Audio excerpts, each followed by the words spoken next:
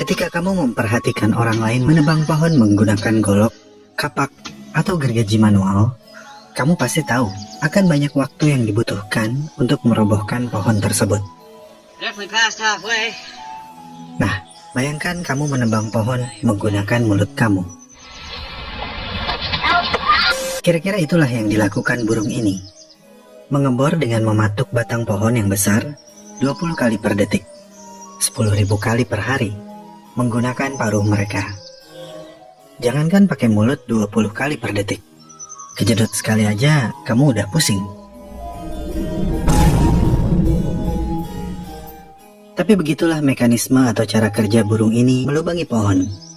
Mencucuk batang pohon sedikit demi sedikit dengan kecepatan dan kekuatan yang cukup besar untuk ukuran tubuhnya.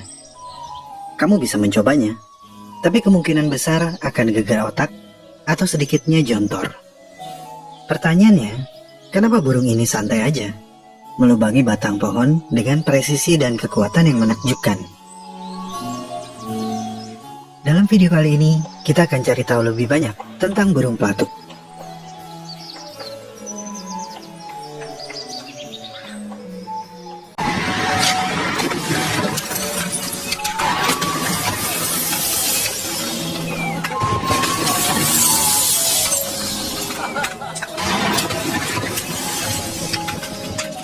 Mungkin beberapa dari kamu sudah tahu, benturan bukanlah penyebab kematian saat kecelakaan, melainkan laju yang terhenti secara mendadak. Penelitian crash test membuktikan hal ini.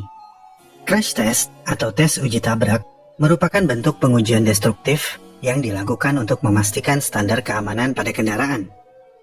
Ibaratkan mobil kamu yang bergerak ini adalah kepala kamu, dan penumpang di dalamnya adalah otak kamu.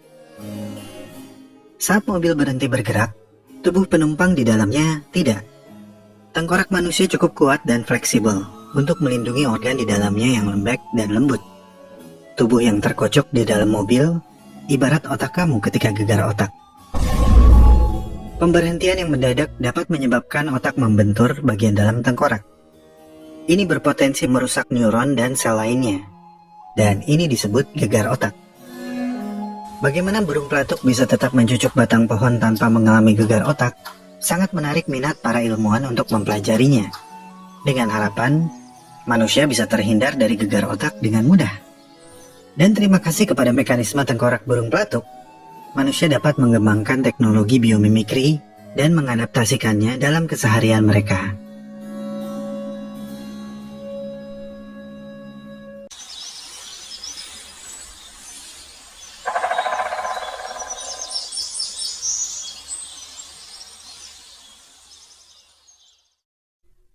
Bukan cuma ilmuwan yang punya banyak pertanyaan tentang burung ini.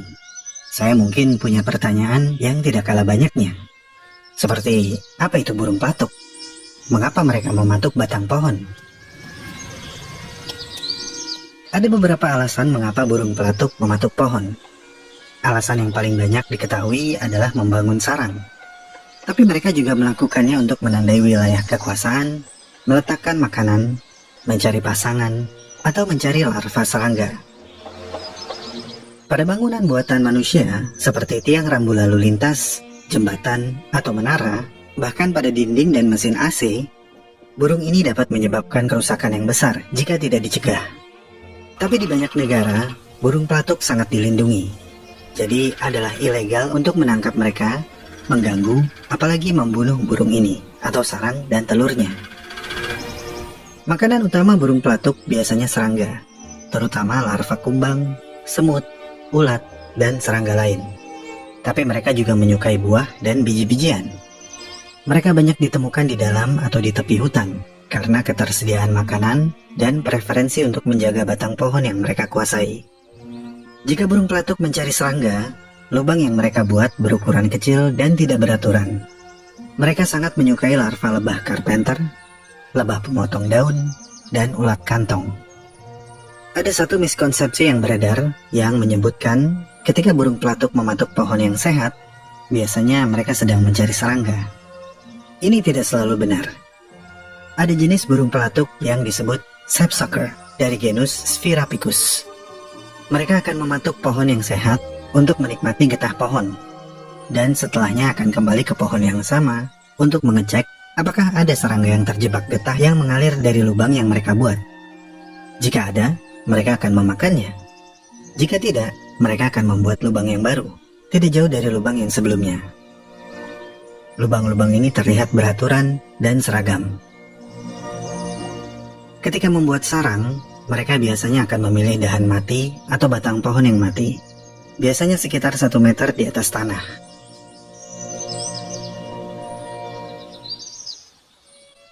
Ada sekitar 240 spesies burung pelatuk yang diketahui, termasuk burung yang disebut flicker dan sapsucker.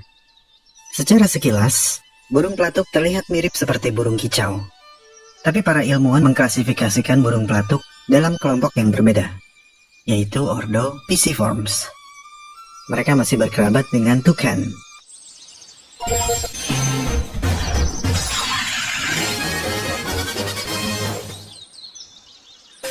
Burung pelatuk hidup hampir di seluruh benua, kecuali Antartika. Banyak dari mereka ditemukan di Amerika Selatan dan Asia Tenggara. Panjang tubuh mereka sangat bervariasi, mulai dari sekitar 15 cm hingga 46 cm. Beberapa memiliki corak warna-warni, sementara beberapa memiliki tubuh hitam dengan kombinasi antara warna zaitun dan coklat. Pelatuk yang umum di Asia bagian selatan memiliki tubuh hitam dengan bintik-bintik putih, kuning, dan bulu merah di kepala. Kombinasi warna ini penting untuk kamuflase. Burung ini sangat beradaptasi dengan kehidupan pepohonan. Kebanyakan dari mereka terbang dengan kepakan yang pendek. Masing-masing kaki mereka memiliki 2 jari yang mengarah ke depan dan 2 jari yang mengarah ke belakang. Ini membantu mereka mencengkram batang pohon yang besar. Bulu ekor mereka yang kuat dan kaku berfungsi sebagai penyangga atau kaki ketiga, membantu burung pelatuk bersandar pada batang pohon. Lidah mereka yang panjang dan lengket cocok untuk menjilat getah atau menarik larva serangga yang berada di lubang yang mereka buat. Bahkan beberapa spesies memiliki lidah yang melingkari tengkorak mereka. Karena perilakunya yang mencari makan dengan melubangi batang pohon yang besar, kita mungkin berpikir kalau itu akan melukai pohon. Tapi faktanya, burung pelatuk justru membantu kelestarian pohon dengan memakan serangga yang biasanya berbahaya bagi pohon. Beberapa memakan buah, sapsucker memakan getah, flicker memakan serangga dan larvanya, dan seringkali terlihat mencemili semut di tanah. Ini adalah burung pelatuk tanah. Pelatuk ini ditemukan di pegunungan berbatu yang terletak di Afrika Selatan. Mereka bertahan hidup di dalam tanah dengan membuat lubang untuk membangun sarang mereka. Mereka juga mengambil serangga atau larva serangga dari dalam tanah untuk bertahan hidup. Sementara, burung pelatuk gila, bukan burungnya yang gila ya, tapi namanya memang gila. Anyway, burung pelatuk ini memilih hidup di habitat gurun yang hampir tak berpohon, di area gurun di Amerika Serikat dan Meksiko. Burung pelatuk gila menggali lubang sarang di kaktus saguaro yang tumbuh menjulang di atas landscape yang gersang. Jenis lain dari pelatuk adalah wryneck dari genus Jinx. Mereka adalah sekelompok kecil burung pelatuk dunia lama. Burung ini mendapatkan nama mereka dari kemampuannya untuk memutar kepala mereka hampir 180 derajat, membuat mereka terlihat seperti ular. Dan untuk mendukung mekanisme pertahanan tersebut, mereka akan mendesis. Oleh karena itu, kadang-kadang wryneck disebut sebagai burung ular. Karena paruhnya yang kecil, mereka jarang atau mungkin hampir tidak pernah mematuk pohon seperti burung pelatuk lainnya. Mereka akan menggunakan lubang-lubang sarang yang sudah tidak digunakan dan memakan semut sebagai mangsa utama mereka. Ukuran tubuh wryneck sekitar 16 cm dan umumnya ditemukan di Jepang, Inggris, dan Eurasia. Sementara wryneck berdada merah hanya ditemukan di Afrika.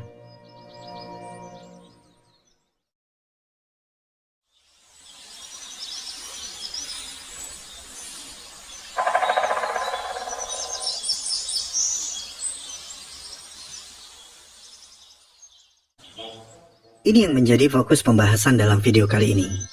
Kenapa burung pelatuk nggak pusing saat mereka membenturkan kepala mereka ke pohon? Para ilmuwan telah menghabiskan banyak waktu untuk menyelidiki pertanyaan ini, dan mereka tidak selalu sampai pada kesimpulan yang sama. Ada beberapa hipotesis yang beredar, dan yang paling populer adalah tengkorak burung pelatuk bertindak seperti helm yang mampu menyerap guncangan, atau helm dengan shock absorber. Tapi setelah beberapa penelitian, hasilnya mengungkapkan kalau tengkorak mereka tidak banyak menyerap guncangan. Akan tetapi, tengkorak mereka dilengkapi dengan berbagai macam fitur khusus yang memberikan mereka kemampuan untuk menerima dan memberikan benturan. Ini berhubungan dengan hukum Newton. Hukum pertama Newton berbunyi, saat suatu benda sedang diam, maka benda tersebut akan tetap diam. Dan benda yang sedang bergerak lurus beraturan akan terus bergerak lurus beraturan jika resultan gaya yang bekerja sama dengan 0. Hukum pertama Newton memberitahu kita bahwa benda yang bergerak akan senantiasa bergerak. Jadi ketika kepala burung pelatuk yang bergerak tiba-tiba membentur pohon, otak di dalam tengkoraknya ingin terus bergerak. Dan energi itu bisa membuat otak memantul di dalam tengkorak. Pada manusia, kemungkinan besar akan menyebabkan gegar otak. Tapi tengkorak pelatuk tidak seperti tengkorak manusia. Bagian depan tengkorak mereka terbuat dari jenis tulang seperti spons, yang dihipotesiskan oleh para ilmuwan bertindak sebagai bahan penyerap guncangan yang membuat burung tetap aman. Tapi ada satu lagi hukum Newton yang menghalangi hipotesis itu, yaitu hukum ketiga Newton. Setiap aksi akan mendatangkan reaksi yang sama namun berlawanan. Jika tengkorak pelatuk menyerap energi benturan, itu berarti tengkorak akan memberikan sedikit energi benturan ke pohon. Dan ini akan memperlambat pembuatan lubang. Mereka pastinya tidak menginginkan ini.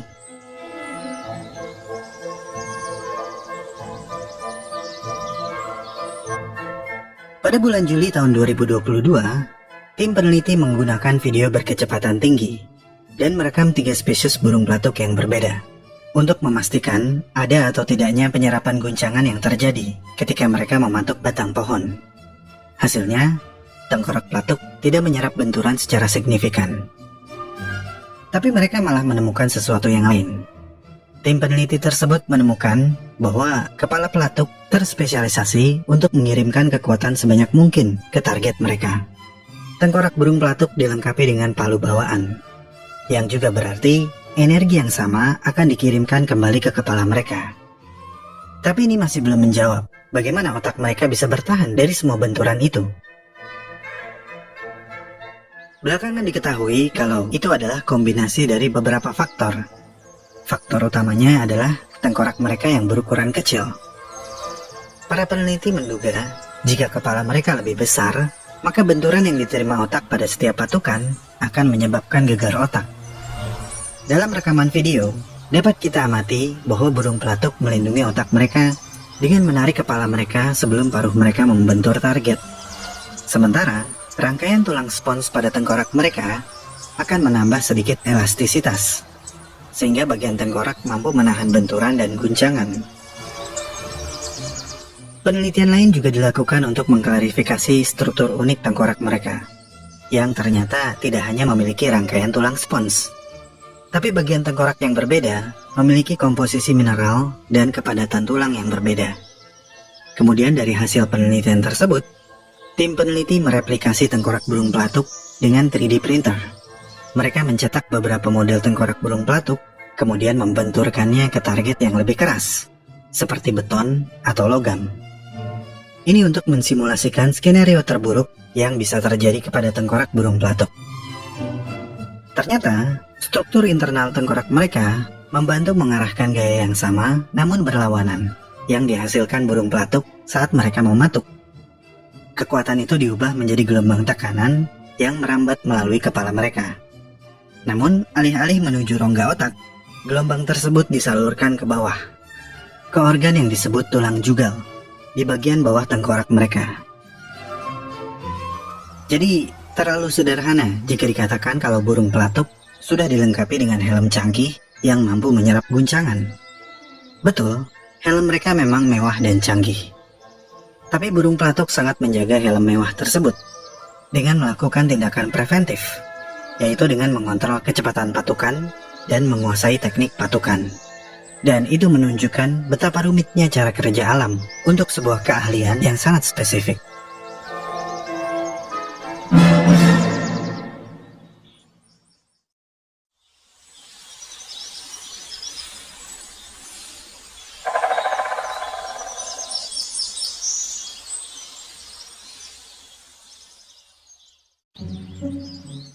Gaya hidup burung pelatuk berbeda tergantung spesiesnya.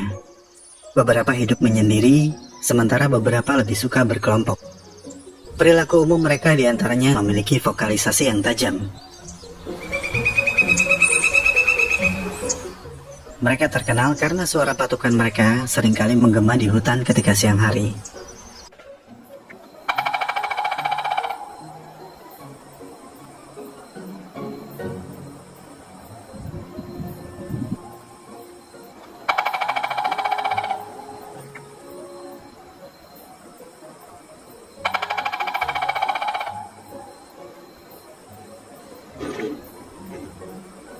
Hello?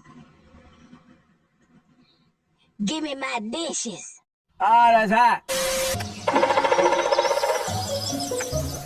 Burung pelatuk adalah diurnal. Mereka beristirahat di sarangnya ketika malam hari. Suara patukan mereka disebut drumming dan merupakan ciri umum burung pelatuk. Mereka mematuk kayu dengan kuat dan berulang kali, kemudian beristirahat dan mulai kembali tak lama kemudian. Pelatuk jantan lebih sering bermain drum daripada pelatuk betina, sehingga suara drum sering diduga sebagai semacam panggilan teritorial. Suara-suara mereka dan pola ketukan drum memiliki makna yang berbeda-beda, tergantung spesiesnya. Pemaknaan suara mereka biasanya terbagi menjadi 3, yaitu mendeklarasikan area kekuasaan atau teritorial, keberadaan makanan, dan panggilan kawin. Selain di pohon, beberapa pelatuk juga membuat sarang di hutan bambu. Beberapa menempati sarang rayap dan semut. Sementara burung yang tinggal di dekat perkotaan akan memilih tiang listrik dari kayu untuk membuat sarangnya.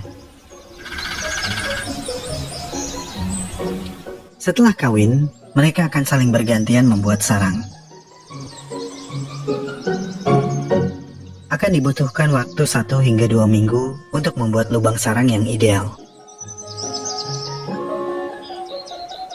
Setelah berhasil membuat sarang di pohon, beberapa pelatuk akan mengumpulkan potongan kayu yang kecil sebagai insulasi, menjaga lantai sarang mereka tetap hangat dan empuk.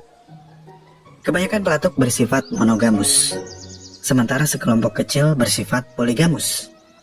Pelatuk betina mampu bertelur sebanyak 3 hingga 5 butir. Dan telur-telur itu akan menetas dalam beberapa minggu. Ini berarti masa inkubasi mereka sangat singkat. Pelatuk betina dan jantan akan sama-sama merawat anak mereka, mengerami telur, memberi makan, membesarkan anak, dan saling bergantian menjaga sarang ketika salah satu induk mencari makan.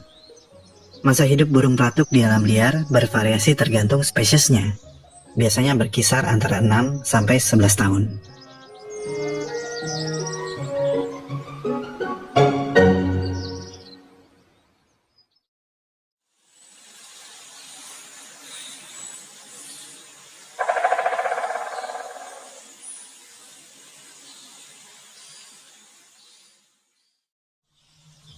Apakah bisa dimakan?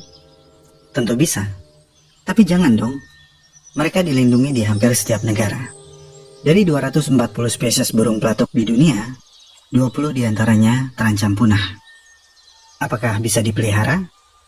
Bisa kalau tujuan kamu untuk konservasi, karena harus ada izin untuk memelihara binatang yang dilindungi. Kalau cuma ingin mengurung mereka di kandang agar bisa menikmati perilaku dan kicauan mereka, jangan dulu ya. Pelatuk terbesar di dunia adalah pelatuk imperial, dengan panjang tubuh hingga 65 cm dan bentangan sayap hingga 75 cm. Mereka adalah spesies endemik Meksiko. Karena ukurannya, mereka biasanya bergerak lebih lambat daripada spesies pelatuk lainnya. Pelatuk imperial sangat terancam punah dan populasinya terus mengalami penurunan.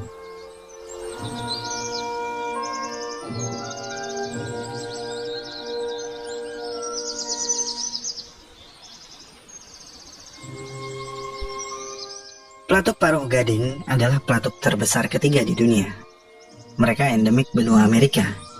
Sayangnya, akibat dari kombinasi perubahan iklim, hilangnya habitat, dan perburuan, mengakibatkan kelangsungan hidup burung tersebut terancam. Mereka terakhir terlihat pada tahun 1944 dan diduga telah punah sejak saat itu. Tahun 2021, mereka secara resmi diumumkan telah punah. Mirip Woody Woodpecker ya? Tapi bukan. Woody Woodpecker terinspirasi dari pelatuk jambul merah atau Drycopus pileatus, yang kicauannya memang mirip dengan ketawanya Woody. Burung ini juga termasuk berukuran besar, seukuran burung gagak. Burung ini juga sangat dilindungi, dan berkat konservasi, populasinya ada dalam jumlah yang aman. Bagaimana dengan Indonesia? Apakah ada spesies burung pelatuk endemik Indonesia? Ada. Salah satunya ini, Ashy Woodpecker atau pelatuk abu. Ini adalah endemik Sulawesi dan pulau-pulau sekitarnya di Indonesia. Habitat alami mereka adalah hutan dataran rendah tropis yang lembab dan hutan pegunungan tropis yang lembab. Mereka lebih suka hutan tertutup, tapi seringkali ditemukan berkeliaran di hutan sekunder seperti di semak-semak rimbun di tepi sabana. Seperti banyak pelatuk lain, burung pelatuk ini juga dilindungi oleh undang-undang karena populasinya terus mengalami penurunan. Burung pelatuk ibarat tukang kayu yang sangat mahir di dunia burung. Mereka sering disebut sebagai spesies kunci, karena peran penting mereka dalam menciptakan habitat yang baik bagi spesies hutan lainnya. Lubang-lubang yang mereka tinggalkan akan menjadi sarang atau tempat singgah bagi burung atau organisme lain. Mereka juga penyebar biji yang baik, dan membantu memberantas hama pepohonan karena memakan larva kumbang yang biasanya menggerogoti pohon dari dalam.